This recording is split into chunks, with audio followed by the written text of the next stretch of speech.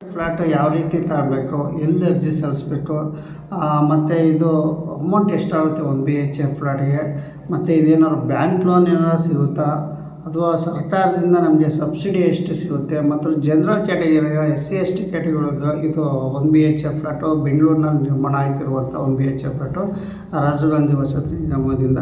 Friend ಬನ್ನಿ, ಹಾಗಾದರೆ ಸಂಪೂರ್ಣವಾಗಿ ನಿಮಗೆ ಮಾಹಿತಿ ಕೊಡ್ತೀನಿ. ವಿಡಿಯೋ ಲೆಂತ್ ಆಗುತ್ತೆ, ಸ್ಕಿಪ್ ಮಾಡಬೇಡಿ, ಅರ್ಥ ಆಗಲ್ಲ, ತಾಳ ಅಂತಾರೋ ಅವಶ್ಯಕತೆ ಇರೋ ದಯವಿಟ್ಟು ಫುಲ್ ವಿಡಿಯೋ ನೋಡಿ, ನಿಮಗೆ ಪ್ರತಿಯೊಂದು ಡೀಟೇಲ್ಸ್ ಸಿಗುತ್ತೆ ಇದರಲ್ಲಿ ಅಂತ ಹೇಳ್ತಾ ಬನ್ನಿ, ಹಾಗಾದರೆ ಹೋಗೋಣ.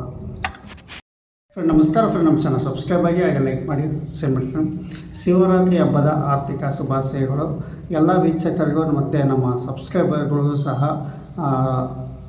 ಶುಭಾಶಯಗಳು ಅಂತ ಹೇಳ್ತಾ ವಿಡಿಯೋ ಶುರು ಮಾಡೋಣ. ಫ್ರೆಂಡ್ ಏನು ಶಿವರಾತ್ರಿ ಹಬ್ಬದಿಂದ ಎಲ್ಲರ ಜನಗಳಿಗೂ ಶಿವ ಆಶೀರ್ವಾದ ಮಾಡಿ, ಕಷ್ಟಗಳು ಏನೇ ಇದ್ದು ಶಿವ ದೂರ ಮಾಡಲಿ ಅಂತ ಕೇಳ್ಕೊಳ್ತಾ ವಿಡಿಯೋ ಶುರು ಮಾಡ್ತಾಯಿದ್ದೀನಿ. ಬನ್ನಿ ಹಾಗಾದರೆ ನೋಡೋಣ. ಫ್ರೆಂಡ್ ಒಂದು BHK ಫ್ಲ್ಯಾಟ್ ರಾಜೀವ್ ಗಾಂಧಿ ವಸತಿ ನಿಗಮದಿಂದ ಈ ಸಾಕಷ್ಟು ಜನ ವಿಡಿಯೋ ನೋಡ್ಬಿಟ್ಟು ನಮಗೆ ಯಾವ ರೀತಿ ಇದ್ರ ಬಗ್ಗೆ ರೇಟ್ ಬಗ್ಗೆ ನಮಗೆ ಸ್ವಲ್ಪ ಮಾಹಿತಿ ಕೊಡಿ ಸರ್.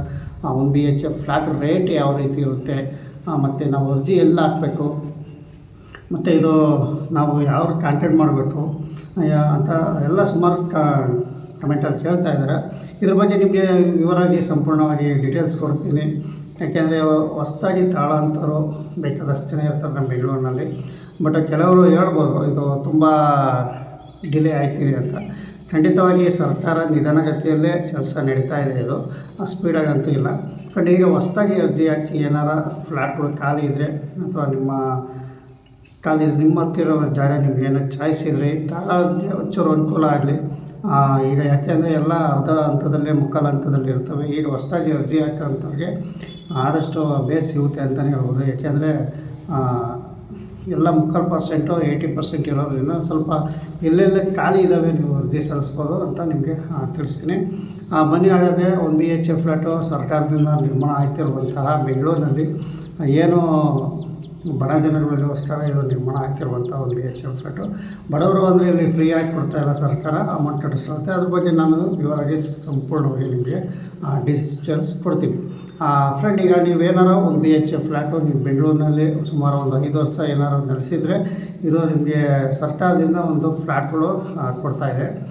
ಇಲ್ಲೆಲ್ಲ ಫುಲ್ಲು ಕ್ಲೀನಾಗಿ ಎಲ್ಲ ರೆಡಿ ಮಾಡಿಸಿ ಅವರಲ್ಲಿ ಕೊಡುತ್ತೆ. ಇಲ್ಲಿ ಅಂದರೆ ಅಮೌಂಟು ನೀವು ಪೇ ಮಾಡಬೇಕಾಗುತ್ತೆ. ಮತ್ತು ಇಲ್ಲಿ ಯಾರು ತಗೊಬೋದು, ಯಾರು ಮತ್ತು ಎಷ್ಟೋ ಜನ ಕೇಳ್ತಾ ಇದ್ದಾರೆ ಸರ್ ಇದು ಕೇವಲ SC ST ಜನಗಳಿಗೆ ಮಾತ್ರನ ಅಥವಾ ಎಲ್ಲರೂ ತಗೊಬೋದು ಅಂತ. ಖಂಡಿತವಾಗಿ ಇದು ಎಲ್ಲರೂ ಪ್ರತಿಯೊಬ್ಬರು ತಗೊಬೋದು, ಇಂಥವೇ ಅಂತ ಏನಿಲ್ಲ, ಎಲ್ಲರೂ ಸಹ ಇದು ತಗೊಬೋದು. ಒಂದು BHK ಫ್ಲ್ಯಾಟ್ಗಳು ಇದು ನಿರ್ಮಾಣ ಆಗ್ತವೆ, ಮತ್ತು 2 BHK ಫ್ಲ್ಯಾಟು ನಿರ್ಮಾಣ ಆಗ್ತದೆ. ಈಗ ನಿಮಗೆ ವಿಷಯ ತಿಳಿಸೋದು ನಾನು ಒಂದು BHK ಫ್ಲ್ಯಾಟ್ ಬಗ್ಗೆ, 2 BHK ಫ್ಲ್ಯಾಟ್ ಬಗ್ಗೆ ನೆಕ್ಸ್ಟ್ ನಾನು ವಿಡಿಯೋದಲ್ಲಿ ಸಂಪೂರ್ಣವಾಗಿ ವಿವರ ಕೊಡ್ತೀನಿ. 2 BHKದು ಈಗ ಒಂದು BHK ಫ್ಲ್ಯಾಟು ನೀವೇನಾದ್ರು ಅರ್ಜಿ ಸಲ್ಲಿಸ್ಬೇಕು ಅಂದರೆ ಲಿಂಕ್ ಡಿಸ್ಕ್ರಿಪ್ಷನ್ ಬಾಕ್ಸಲ್ಲಿ ಇರುತ್ತೆ, ಅಥವಾ ನಿಮ್ಮ ಸ್ಕ್ರೀನಲ್ಲಿ ನಾನು ತೋರಿಸ್ತಾ ಇರ್ತೀನಿ ಯಾವ ರೀತಿ ಅಪ್ಲೈ ಮಾಡಬೇಕು ಅನ್ನೋದು ನೀವು ಸ್ಕ್ರೀನಲ್ಲಿ. ಫ್ರೆಂಡ್ ಮೊದಲಿಗೆ ನೀವು ಏನಪ್ಪ ಅಂತ ಅಂದರೆ 2 ಕಂಡೀಷನ್ ವಿವರ ಇರ್ತವೆ ಇದರಲ್ಲಿ. ಒಂದು MLA ಕೋಟ, ಇನ್ನೊಂದು ಸಾರ್ವಜನಿಕರ ಕೋಟ ಅಂತ ಇರುತ್ತೆ. ಫ್ರೆಂಡ್ MLA ಕೋಟದಲ್ಲಿ ನೀವೇನಾದ್ರು ಅರ್ಜಿ ಸಲ್ಲಿಸ್ಬೇಕು ಅಂದರೆ ನೀವು MLA ಹತ್ರ ಕಾಂಟ್ಯಾಕ್ಟ್ ಮಾಡಿ, ಅಲ್ಲಿ ಸ್ಥಳೀಯರು ಅಂದರೆ ಸುತ್ತಮುತ್ತ ಏನಾರು ಇದ್ದರೆ ನೀವು ಅರ್ಜಿ ಸಲ್ಲಿಸ್ಕೋಬೋದು. ಅಥವಾ ಇಲ್ಲ ನಾವು ಯಾವ ಕಡೆನಾದ್ರು ನಾವು ಫ್ಲ್ಯಾಟ್ ಖಾಲಿ ಇರೋ ಕಡೆ ನಾವು ತಾಂತೀವಿ ಅನ್ನೋದಿದ್ರೆ ನೀವು ಅರ್ಜಿ ಸಲ್ಲಿಸ್ಬೋದು. ಇಲ್ಲಿ ಪ್ರಮುಖವಾಗಿ ನಿಮಗೆ ವಿಷಯ ಗಮನದಲ್ಲಿ ಇಟ್ಕೊಳ್ಳಿ, ಇಲ್ಲಿ ನಿಮ್ದು ಇಂಥ ಕಡೆ ಪರ್ಟಿಕ್ಯುಲರ್ ಬೇಕು ಅಂತ ಇಲ್ಲಿ ನಿಮಗೆ ಸಿಕ್ಕಲ್ಲ. ಯಾಕಂದರೆ ಎಕ್ಸಾಂಪಲ್ ಇದು ಸುಮಾರು 5 ವರ್ಷದಿಂದಲೂ ಸಹ ಒಂದು BHK ಫ್ಲ್ಯಾಟ್ಗೆ ಅರ್ಜಿ ಸಲ್ಲಿಸಿ 50,000 1 ಲಕ್ಷ ಮತ್ತು ಫುಲ್ ಅಮೌಂಟ್ ಕಟ್ಟಿರೋರು ಇದ್ದಾರೆ. ಹಾಗಾಗಿ ನಿಮಗೆ ಇಂಥ ಕಡೆ ಅಂತಲ್ಲ, ಎಲ್ಲರ ಕಡೆ ಒಂದು ಕಡೆ ಸಿಕ್ಕಲಿ ಅನ್ನೋಂಗಿದ್ರೆ ನೀವು ಅರ್ಜಿ ಸಲ್ಲಿಸ್ಕೋಬೋದು ಅಂತಲೇ ಹೇಳ್ಬೋದು. ಇಲ್ಲ ನಿಮ್ಮ ಸ್ಥಳೀಯ ನಿಮ್ಮ ಜಾಗದಲ್ಲಿ ಬೇಕು ಅಂದರೆ MLA ಹತ್ರ ಕಾಂಟ್ಯಾಕ್ಟ್ ಮಾಡಿ. MLA ಹತ್ರ ಕಾಂಟ್ಯಾಕ್ಟ್ ಮಾಡಿದಾಗ ನಿಮಗೆ ಏನಾರ ನಿಮ್ಮ ಸುತ್ತಮುತ್ತಲೇ ಏನಾರು ಖಾಲಿ ಇದ್ದರೆ ನಿಮಗೆ ಅರ್ಜಿ ಸಲ್ಲಿಸಾದ್ಮೇಲೆ ನಿಮಗೆ ಅಲ್ಲಿ ಖಾಲಿ ಇದ್ದರೆ ನಿಮಗೆ ಅವಕಾಶ ಇರುತ್ತೆ ಅಂತಲೇ ಹೇಳ್ತೀನಿ.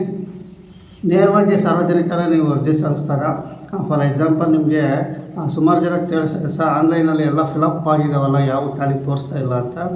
ಹೌದು, ಇದು ಯಾಕೆಂದರೆ ಇದು ಸಾರ್ವಜನಿಕರ ಕೋಟ ಇರೋದ್ರಿಂದ ನೇರವಾಗಿ ಅರ್ಜಿ ಸಲ್ಲಿಸ್ಬಿಟ್ಟು ಓಪನ್ ಮಾಡಿದಾಗ ಇಮಿಡಿಯೇಟ್ಲಿ ಅಲ್ಲಿ ಬುಕ್ ಮಾಡ್ಕೋಬೋದು. ಅದೇ MLA ಕೊಡೋದಲ್ಲಾದರೆ ಅವರು ಸೆಲೆಕ್ಟ್ ಮಾಡಿ ಇಂತಿಂಥ ಜಾಗದಲ್ಲಿ ಅಂತ ಕೊಡ್ತಾರೆ. ಹಾಗಾಗಿ ನೀವು ಆದಷ್ಟು ಇಲ್ಲ ನೇರವಾಗಿ ಅರ್ಜಿ ಸಲ್ಲಿಸ್ಕೊಂತ ಅಂಬೋದು, ಅಥವಾ MLA ಕೋಟದಲ್ಲಿ ನೀವು MLA ಹತ್ರ ಕಾಂಟ್ಯಾಕ್ಟ್ ಆಫೀಸ್ ಹತ್ರ ಕಾಂಟ್ಯಾಕ್ಟ್ ಮಾಡಿ ಅಲ್ಲಿ ತಿಳ್ಕೊಬೋದು ಅಂತಲೇ ಹೇಳ್ತೀನಿ, ಎಲ್ಲಿ ಖಾಲಿ ಇದ್ದಾವೆ. ಫ್ರೆಂಡ್, ಇಷ್ಟು ನಿಮಗೆ ತಿಳಿಸ್ಕೊಡ್ತೀನಿ. MLA ಅಂದರೆ ನಿಮ್ಮ ಪ್ರಾಂತ್ಯದಲ್ಲಿ ಬರುವಂತಹ MLA. ಈಗ ಬೆಂಗಳೂರಲ್ಲಿ ಸಾಕಷ್ಟು ಕಡೆ ಕಟ್ಟಡ ನಿರ್ಮಾಣ ಆಯ್ತವೆ. ಬೆಂಗಳೂರು ಯಲಹಂಕ, ಯಶವಂತಪುರ ಕ್ಷೇತ್ರ, ಆನೇಕಲ್ಲು, ಮಹದೇವಪುರ, KR ಪುರಮು, ಈ ಥರ ಒಂದೊಂದು ಕಡೆಯಲ್ಲಿ ಕಟ್ತಾ ಇರ್ತಾರೆ. ಫ್ರೆಂಡ್, ಒಂದೊಂದು ಏರಿಯಾಕ್ಕೆ ಇಷ್ಟಿಷ್ಟು ಅಂತ ಇರ್ತಾರೆ. ಹೈಯೆಸ್ಟು ಕಟ್ತಾ ಇರೋದು ಅಂದರೆ ಯಲಹಂಕ, ನೆಕ್ಸ್ಟು ಯಶವಂತಪುರ ಬರುತ್ತೆ. ಅಲ್ಲಿ ಹೈಯೆಸ್ಟಲ್ಲಿ ನಿರ್ಮಾಣ ಆಗ್ತಾ ಇರುವಂಥ BHF ಫ್ಲಾಟ್ಗಳು ಅಂತ ನಿಮಗೆ ತಿಳಿಸ್ತೀನಿ. ಮತ್ತು ಇದು ಒಂದೇ ವೀಡಿಯೋದಲ್ಲಿ ಪ್ರತಿಯೊಂದು ಹೇಳೋಕ್ಕಾಗಲ್ಲ. ಅದು ನೆಕ್ಸ್ಟ್ ವೀಡಿಯೋದಲ್ಲಿ ಬೆಂಗಳೂರಿನಲ್ಲಿ ಯಾವ್ಯಾವ ಜಾಗದಲ್ಲಿ ನಿರ್ಮಾಣ ಆಗ್ತಾ ಇದ್ದಾವೆ ಅಂತ ನಿಮಗೆ ಸಂಪೂರ್ಣವಾಗಿ ಮಾಹಿತಿ ಕೊಡ್ತೀನಿ. ಈಗ ನಿಮ್ಗೆ ತಿಳಿಸೋದಿಷ್ಟೇ, 1 BHF ಫ್ಲಾಟು ಏನೋ ಅರ್ಜಿ ಸಲ್ಲಿಸಬೇಕು ಅಂದರೆ ರಾಜೀವ್ ಗಾಂಧಿ ವಸತಿ ನಿಗಮ, ಆಶ್ರಯ ಕರ್ನಾಟಕ ಗೌರ್ಮೆಂಟ್ ವೆಬ್ಸೈಟಲ್ಲಿ ನಿಮಗೆ ಲಿಂಕು ತೋರಿಸ್ತಾ ಇದ್ದೀನಿ. ನೀವು ಅರ್ಜಿ ಸಲ್ಲಿಸ್ಕೋಬೋದು. ಮೊದಲಿಗೆ ನೀವು ಅರ್ಜಿ ಸಲ್ಲಿಕೆ ಅಂತ ಇರುತ್ತೆ, ನೀವು ಅದ್ರ ಮೇಲೆ ಕ್ಲಿಕ್ ಮಾಡ್ತೀವಿ. ಅದ್ರ ಮೇಲೆ ಕ್ಲಿಕ್ ಮಾಡಿದಾಗ ಆಧಾರ್ ಕಾರ್ಡ್ ನಂಬರ್ ಬರುತ್ತೆ. ಆಧಾರ್ ಕಾರ್ಡ್ ನಂಬರು ನೀವು ಮೆನ್ಷನ್ ಮಾಡಿದಾಗ ಅದ ನಂತರ ನಿಮಗೆ ನಿಮ್ಮ ಅಡ್ರೆಸ್, ನೀವು ಯಾವ ಏರಿಯಾದಲ್ಲಿ BP ಲಿಮಿಟ್ಸಲ್ಲಿ ಬರ್ತಾಯಿದ್ದೀರಾ ಅವೆಲ್ಲ ನಿಮಗೆ ಅಡ್ರೆಸ್ ಡೀಟೇಲ್ಸ್ ಎಲ್ಲ ಹಾಕಾದ ನಂತರ ತಿರ್ಗಾ ಕ್ಲೋಸ್ ಆಗಿ ನೆಕ್ಸ್ಟ್ ಬಟನ್ ನೀವು ಒತ್ತಿದಾಗ ಅದರ ನಂತರ ನಿಮಗೆ ಏನು ಕ್ಯಾಸ್ಟ್ ಸರ್ಟಿಫಿಕೇಟು, ಇನ್ಕಮ್ ಸರ್ಟಿಫಿಕೇಟು, ಹೊಸ ದೃಢೀಕರಣ ಪತ್ರ ಮತ್ತು ID ಕಾರ್ಡು, ಇವೆಲ್ಲ ಪ್ರೂಫ್ ಎಲ್ಲ ನೀವು ಮೆನ್ಷನ್ ಮಾಡಬೇಕಾಗತ್ತೆ. ಮತ್ತು ಅಂಗವಿಕಲ ನೀವೇನಾದರೆ ಹ್ಯಾಂಡಿಕ್ಯಾಫ್ಟ್ ಇದ್ದರೆ ನೀವು ಹ್ಯಾಂಡಿಕ್ಯಾಫ್ಟ್ ಸರ್ಟಿಫಿಕೇಟ್ ಇದ್ದರೆ ನೀವು ಸರ್ಟಿಫಿಕೇಟ್ ನಂಬರ್ ನೀವು ಆ್ಯಡ್ ಮಾಡಬೇಕಾಗುತ್ತೆ. ಇವೆಲ್ಲ ಫಿಲಪ್ ಆದ ನಂತರ ಅದು ಆಪ್ಷನ್ ಮೇಲೆ ಆದ ನಂತರ ನೀವು ಕ್ಲಿಕ್ ಮಾಡಿ ನಿಮಗೆ ಒಂದು ತಾತ್ಕಾಲಿಕ ಹಂಚಿಕೆ ಪತ್ರ ಬರುತ್ತೆ. ನಿಮಗೆ ಅಟ್ಯಾಚ್ಮೆಂಟ್ ಸಿಗುತ್ತೆ. ತಾತ್ಕಾಲಿಕ ಹಂಚಿಕೆ ಪತ್ರ ಅಮೌಂಟ್ ಕಟ್ಟಿ ಬುಕ್ ಮಾಡಾದ್ಮೇಲೆ ಸಿಗೋದು. ನಿಮಗೆ ಅಟ್ಯಾಚ್ಮೆಂಟ್ ಸಿಗುತ್ತೆ. ಅಟ್ಯಾಚ್ಮೆಂಟು ಸಿಕ್ಕ ನಂತರ ನಿಮಗೆ ಒಂದು ಮೊಬೈಲ್ಗೆ ಒಂದು 1 ತಿಂಗಳು, 2 ತಿಂಗಳು, 3 ತಿಂಗಳಲ್ಲಿ ನಿಮಗೆ ಒಂದು ಮೆಸೇಜ್ ಬರುತ್ತೆ. ನೀವು ಸೆಲೆಕ್ಟ್ ಆಗಿರುತ್ತೆ, ನೀವು ಡಾಕ್ಯುಮೆಂಟ್ಸ್ ಎಲ್ಲ ಪಕ್ಕ ಕೊಟ್ಟಿದ್ದರೆ ನೀವು ಸೆಲೆಕ್ಟ್ ಆದರೆ ನಿಮ್ಗೊಂದು ಮೆಸೇಜ್ ಬರುತ್ತೆ, ಅಮೌಂಟ್ ಕಟ್ಟಿ ನೀವು ಫ್ಲಾಟ್ಗಳು ಬುಕ್ ಮಾಡ್ಕೋಬೋದು ಅಂತ. ನೀವು ಪರ್ಟಿಕ್ಯುಲರಾಗಿ ಇಂಥ ಕಡೆಯೇ ಬೇಕು ಅಂತ ತಾಳಕ್ಕಾಗಲ್ಲ. ಯಾಕಂದರೆ ಇದು ಸುಮಾರು 5 ವರ್ಷದಿಂದ ಬುಕ್ ಆಗಿರ್ತವೆ. ಎಲ್ಲೋ ಒಂದೊಂದು ಕಡೆ ಖಾಲಿ ಇರುತ್ತವೆ. ಆನ್ಲೈನಲ್ಲಿ ನೀವು ಸೆಲೆಕ್ಟ್ ಮಾಡ್ಕೊಂಡು ತಗೋಬೇಕಾಗುತ್ತೆ. ಬಟ್ ಇಷ್ಟು ನಿಮಗೆ ವಿಷಯ ತಿಳಿಸಿ. ಇದಾದ ನಂತರ ಇದು ನಂತರ ನಿಮಗೆ ರೇಟ್ ಬಗ್ಗೆ 1 BHF ಫ್ಲಾಟ್ ಸಾಕಷ್ಟು ಜನ ಕೇಳ್ತಾಯಿದ್ರು. ರೇಟ್ ಬಗ್ಗೆ ಕನ್ಫ್ಯೂಷನಲ್ಲಿ ಕೇಳ್ತಾಯಿದ್ರು. ರೇಟ್ ಬಗ್ಗೆ ಎಷ್ಟು ಸೈಜು ಏನು ಅಂತ ಇದು ರೇಟ್ ಬಗ್ಗೆ ನಿಮಗೆ ತಿಳಿಸ್ತೀನಿ ನೋಡಿ. ಸುಮಾರು ಇದು 13,20,000 ಇಲ್ಲಿ ಅಮೌಂಟ್ ಆಗುತ್ತೆ. ಇದು SC ST ಅಲ್ಲಿ 9,70,000 ರೂಪಾಯಿ. ಅಂದರೆ ಇದು ಸಬ್ಸಿಡಿ ಸಿಗುತ್ತೆ ಸರ್ಕಾರದಿಂದ. ಸಬ್ಸಿಡಿ ಸಿಗುತ್ತೆ ನಿಮಗೆ ಎಷ್ಟೆಷ್ಟು ಸಬ್ಸಿಡಿ ಅಂತ ಇಲ್ಲಿ ಸರ್ಕಾರದಿಂದ ಕೊಡುತ್ತೆ ನೋಡಿ. ರಾಜ್ಯ ಸರ್ಕಾರ, ಕೇಂದ್ರ ಸರ್ಕಾರ ಎರಡೂ ಸಬ್ಸಿಡಿ ನಿಮಗೆ ಸಿಗುತ್ತೆ. ಫ್ರೆಂಡ್, ನಿಮ್ಮ ರಾಜ್ಯ ಸರ್ಕಾರ, ಕೇಂದ್ರ ಸರ್ಕಾರ ಸಬ್ಸಿಡಿ SC ST ಅವರಿಗೆ ಸುಮಾರು 3.5 ಲಕ್ಷ ರೂಪಾಯಿ ಸಬ್ಸಿಡಿ ಸಿಗುತ್ತೆ. 13,20,000ರಲ್ಲಿ 3.5 ಲಕ್ಷ ರೂಪಾಯಿ ಇಲ್ಲಿ ಸಬ್ಸಿಡಿ ಸಿಗುತ್ತೆ. ಆ ಸಬ್ಸಿಡಿ ಹೊರತುಪಡಿಸಿದ್ರೆ ನಿಮಗೆ 9,70,000 ರೂಪಾಯಿ ನೀವು ಇಲ್ಲಿ SC ST ಜನಾಂಗದಲ್ಲೂ OBC SC ST ಇವರು ಕಟ್ಟಬೇಕಾಗುತ್ತೆ. 9,70,000 ನೀವು ಅಮೌಂಟು ಪೇ ಮಾಡಬೇಕಾಗುತ್ತೆ. ಬ್ಯಾಂಕ್ ಲೋನ್ ಇದೆಯಾ ಅದ್ರ ಮುಂದೆ ನಿಮಗೆ ತಿಳಿಸ್ಕೊಡ್ತೀನಿ. ಅದರ ನಂತರ ನಿಮಗೆ ಜನರಲ್ ಕ್ಯಾಟಗಿರಿಗೆ, ಅಂದರೆ ಏನು ಜನರಲ್ ಕ್ಯಾಟಗಿರಿಗಳಿಗೆ ಸುಮಾರು 10.5 ಲಕ್ಷ ರೂಪಾಯಿ ಇದು ಕ್ಯಾಟಗಿರಿಗೆ 10.5 ಲಕ್ಷ ರೂಪಾಯಿ ಆಗುತ್ತೆ. ಅಂದರೆ ಇವ್ರಿಗೂ ಸಹ ಸಬ್ಸಿಡಿ ಕೇಂದ್ರ ಸರ್ಕಾರ, ರಾಜ್ಯ ಸರ್ಕಾರ ಸಬ್ಸಿಡಿ ಸಿಗುತ್ತೆ. ಟೋಟಲ್ ಇವ್ರಿಗೆ 13,20,000ದಲ್ಲಿ 2,70,000 ರೂಪಾಯಿ ಸಬ್ಸಿಡಿ ಹೋಗುತ್ತೆ. 2,70,000 ರೂಪಾಯಿ ಸಬ್ಸಿಡಿ ಹೋದ ನಂತರ ನಿಮಗೆ ಏನು 10 ಲಕ್ಷ ರೂಪಾಯಿ ನೀವು ಫ್ಲ್ಯಾಟಲ್ಲಿ ಕಟ್ಟಬೇಕಾಗುತ್ತೆ. ಫ್ಲ್ಯಾಟಿಗೆ ನೀವು 10 ಲಕ್ಷ ರೂಪಾಯಿ ನೀವು ಕಟ್ಟಬೇಕಾಗುತ್ತೆ. ಸಬ್ಸಿಡಿ SC ST ಜನರಲ್ಗಳು ಸಿಗುತ್ತೆ. SC ST 3.5 ಲಕ್ಷ ರೂಪಾಯಿ ಸಬ್ಸಿಡಿ ಆದರೆ ಜನರಲ್ಗೆ 2,70,000 ಇಲ್ಲಿ ಸಬ್ಸಿಡಿ ಹೊರತುಪಡಿಸಿ ನೀವು SC ST 9,70,000 ಆದರೆ ಜನರಲ್ಲವರು 10 ಲಕ್ಷ ರೂಪಾಯಿ ಫ್ಲ್ಯಾಟ್ಗೆ ನೀವು ಕಟ್ಟಬೇಕಾಗುತ್ತೆ. ಫ್ರೆಂಡ್, ಇಷ್ಟು ನಿಮಗೆ ರೇಟಿನ ಬಗ್ಗೆ ತಿಳಿಸ್ತೆ. ಈಗ ಬ್ಯಾಂಕ್ ಲೋನ್ ಏನಾದ್ರು ಕೊಡ್ತಾರೆ ಅಂದರೆ ಖಂಡಿತವಾಗಿ ಬ್ಯಾಂಕ್ ಲೋನ್ ಕೊಡ್ತಾರೆ. ಇಲ್ಲಿ ಬ್ಯಾಂಕ್ ಲೋನ್ EMI ನಿಮಗೆ ಎಷ್ಟು ಏನು ಅಂದರೆ ನಿಮ್ಮ ಸಿವಿಲ್ ಸ್ಕೋರ್ ಮೇಲೆ ಮತ್ತು ನೀವು ಇದ್ರ ಮೇಲೆ ನಿಮಗೆ ಡಿಪೆಂಡ್ ಆಗುತ್ತೆ. ಇಲ್ಲಿ ಎಷ್ಟು ಲೋನ್ ಬೇಕೋ ಅಷ್ಟು ನಿಮಗೆ ಲೋನ್ ಕೊಡ್ತಾರೆ. ಮಿಸ್ಸಾಗಿ ಏನಾರ ಬ್ಯಾಂಕಲ್ಲಿ ಜಾಸ್ತಿ ಕೊಟ್ಟಿಲ್ಲ ಅಂದರೆ ಮಿಕ್ಕಿದ್ದು ನೀವು ಬ್ಯಾಲೆನ್ಸ್ ಕಟ್ಕೊಂಡು ನೀವು ಸ್ವಾಧೀನ ಪತ್ರ ತಗೊಂಡು ಮನೆ ರೆಡಿ ಇದ್ದರೆ ಹೋಗಬೇಕಾಗುತ್ತೆ. ಬಟ್ ಇಷ್ಟು ನಿಮಗೆ ತಿಳಿದ್ರೆ ಬ್ಯಾಂಕ್ ಲೋನ್ ಇದ್ದೇ ಇರುತ್ತೆ ಅಂತಲೇ ಹೇಳ್ತೀನಿ. ಇದು ಪ್ರತಿಯೊಂದು ಬ್ಯಾಂಕ್ ಲೋನ್ಗೆ ಅವಕಾಶ ಇರುತ್ತೆ. ಮತ್ತು ಇಲ್ಲಿ ಖಾಸಗಿ ಬ್ಯಾಂಕ್ಗಳು ಜಾಸ್ತಿ ಇರ್ತವೆ, ರಾಷ್ಟ್ರೀಕೃತ ಬ್ಯಾಂಕ್ಗಳು ಸ್ವಲ್ಪ ಕಮ್ಮಿ, ಎಲ್ಲ ಒಂದೊಂದು ಇರ್ತವೆ. ಬಟ್ ಈಗ ರಾಷ್ಟ್ರೀಕೃತ ಬ್ಯಾಂಕ್ಗಳಲ್ಲಿ, ಖಾಸಗಿ ಬ್ಯಾಂಕ್ಗಳಲ್ಲಿ ಜಾಸ್ತಿ ಇರುತ್ತೆ. ಬಟ್ ಈ ಸರ್ಕಾರದಿಂದ ಇನ್ನೊಂದು ರೂಲ್ಸ್ ಮಾಡಿದೆ, ಅದು ಏನು ಬಡ್ಡಿ ಸಹಾಯಧನ ಅಂತ ಮಾಡ್ತಾಯಿದೆ. ಏನು ನೀವೇನೋ ಬ್ಯಾಂಕಲ್ಲಿ ಲೋನ್ ತಗೊಂಡ್ರೆ ಸುಮಾರು ತಿಂಗಳಿಗೆ 3,000 ರೂಪಾಯಿ ಒಳಗಡೆ, 3,000 ರೂಪಾಯಿ ಒಳಗಡೆ ಅವ್ರಿಗೆ ನಾವು ಬಡ್ಡಿ ಸಹಾಯಧನ ಕೊಡ್ತೀವಿ ಅಂತ. ಫಾರ್ ಎಕ್ಸಾಂಪಲ್, ನೀವೊಂದು 10,000ನೋ 11,000ನೋ EMI ಕಟ್ತಾ ಇದ್ದರೆ ಅದರಲ್ಲಿ ಒಂದು ಮಿನಿಮಮ್ 2,500ರಿಂದ 3,000 ಒಳಗಡೆ ಮೈನಸ್ ಆಗುತ್ತೆ. ಎಕ್ಸಾಂಪಲ್ 3,000ನೇ ಅಂತ. ಈಗ ಒಂದು 11,000 ರೂಪಾಯಿ EMI ಕಟ್ತಾ ಇರ್ತೀರ, 11,000 ರೂಪಾಯಿಗೆ 3,000 ರೂಪಾಯಿ ಲೆಸ್ ಆದರೆ ಇನ್ನು ನಿಮಗೆ 8,000 ರೂಪಾಯಿ EMI ತಿಂಗಳಿಗೆ ಕಟ್ಕೊಂಡು ಹೋಗ್ಬೇಕಾಗುತ್ತೆ. ಈ ಥರ ಬಡ್ಡಿ ಸಹಾಯಧನವೂ ಸಹ ಸರ್ಕಾರ ಕೊಡ್ತಾಯಿದೆ. ಬಟ್ ಇನ್ನೂ ಜಾರಿಗೆ ತಂದಿಲ್ಲ, ಅದು ಇನ್ನು ಏಪ್ರಿಲ್ ನಂತರ ಜಾರಿಗೆ ತರ್ತೀವಿ ಅಂತ ತಿಳಿಸ್ತಾ ಇದ್ದಾರೆ. ಯಾಕೆಂದರೆ ಸರ್ಕಾರ ಅಲೋನ್ಸ್ ಅನುಮೋದನೆ ಆಗೋಗಿದೆ, ಅಂದರೆ ಇದರಿಂದ ಅನುಮೋದನೆ ಸಿಕ್ಕಿದೆ.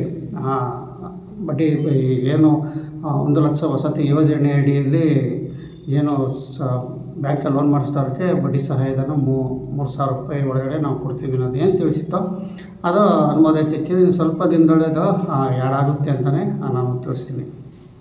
ಫ್ರೆಂಡ್, ಇಷ್ಟೆಲ್ಲ ನಿಮಗೆ ಆಯಿತು. ಇದರ ನಂತರ ನೀವು ಏನು ಮಾಡಬೇಕು ಅಂತ ಅಂದರೆ, ನೀವು ಅರ್ಜಿ ಸಲ್ಲಿಸಿರ್ತೀರ, ಅದ ನಂತರ ನೀವೇನಪ್ಪ ನೆಕ್ಸ್ಟ್ ಮಾಡಬೇಕು ಅಂದರೆ ಕೇವಲ 50,000 ಅಂದರೆ 50,000 ಕಟ್ಟಿ, ನೀವು 50,000 ರೂಪಾಯಿ ಕಟ್ಟಿಟ್ಟು ಅಮೌಂಟು ನೀವು ಫ್ಲ್ಯಾಟ್ಗಳು ಬುಕ್ ಮಾಡ್ಕೋಬೇಕಾಗುತ್ತೆ. ನೀವು 50,000 ರೂಪಾಯಿ ಇಲ್ದೇ ಫ್ಲ್ಯಾಟ್ ಬುಕ್ ಮಾಡ್ಕೊಳಕ್ಕಲ್ಲ, ಯಾಕೆಂದರೆ ಆಪ್ಷನ್ನು ಅದು ಇರೋಲ್ಲ. ಸರ್ಕಾರ ರೂಲ್ಸೇ ಅಷ್ಟು. ನೀವು ಫ್ಲ್ಯಾಟು ಆಯ್ಕೆ ಮಾಡ್ಕೋಬೇಕು ಅಂದರೆ ಮಿನಿಮಮ್ 50,000 ರೂಪಾಯಿ ನೀವು ಅಮೌಂಟ್ ಪೇ ಮಾಡಿ, ಅದ ನಂತರ ನೀವು ಫ್ಲ್ಯಾಟ್ಗಳು ಇಲ್ಲಿ ಖಾಲಿದವರು ನೀವು ಆನ್ಲೈನಲ್ಲಿ ಸೆಲೆಕ್ಟ್ ಮಾಡ್ಕೋಬೋದು, ಸಾರ್ವಜನಿಕ ಕೋಟದಲ್ಲಿ ಮಾತ್ರ.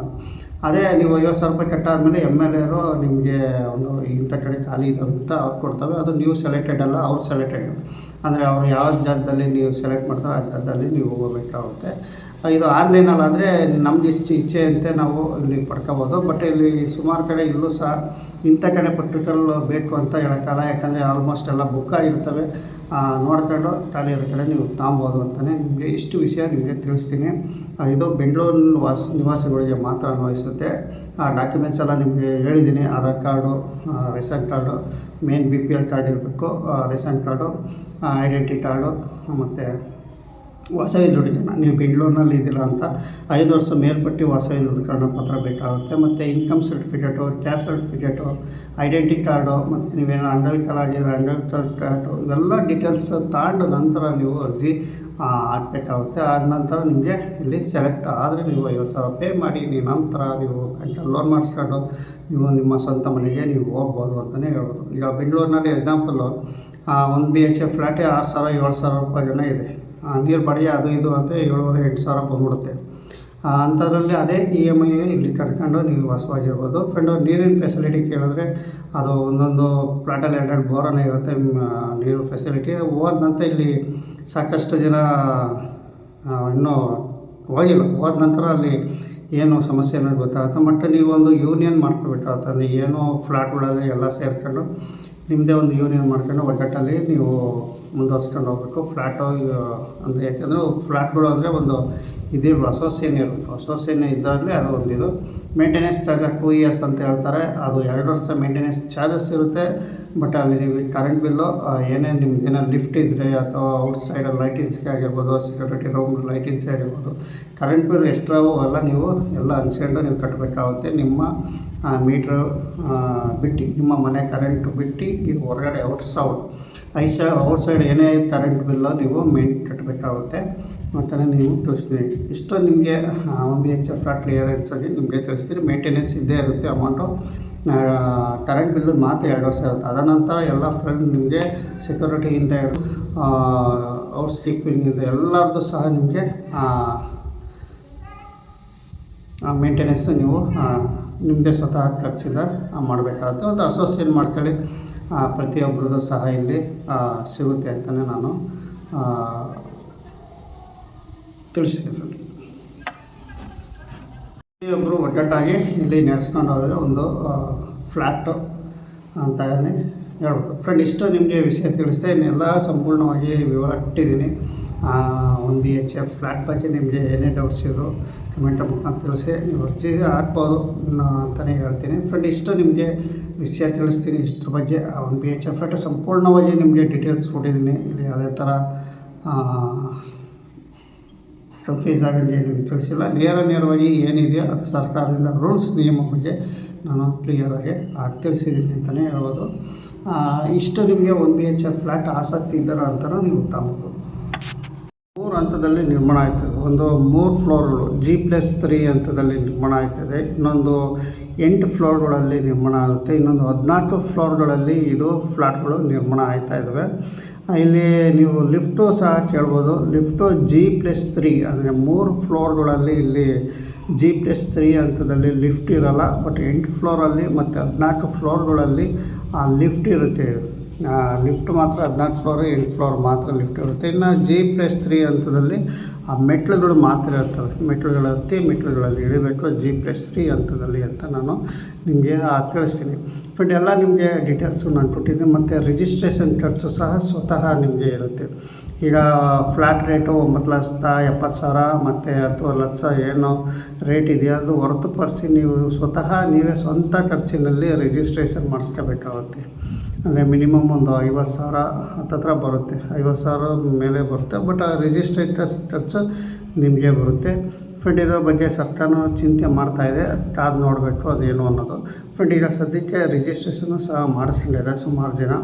50,000 ಮೇಲ್ಪಟ್ಟು ಇದು ರಿಜಿಸ್ಟ್ರೇಷನ್ ಖರ್ಚು ನಿಮಗೆ ಬರುತ್ತೆ. ಬಟ್ ಇಷ್ಟು ನಿಮಗೆ ವಿಷಯ ಸಂಪೂರ್ಣವಾಗಿ ನಾನು ಡೀಟೇಲ್ಸ್ ಕೊಟ್ಟಿದ್ದೀನಿ.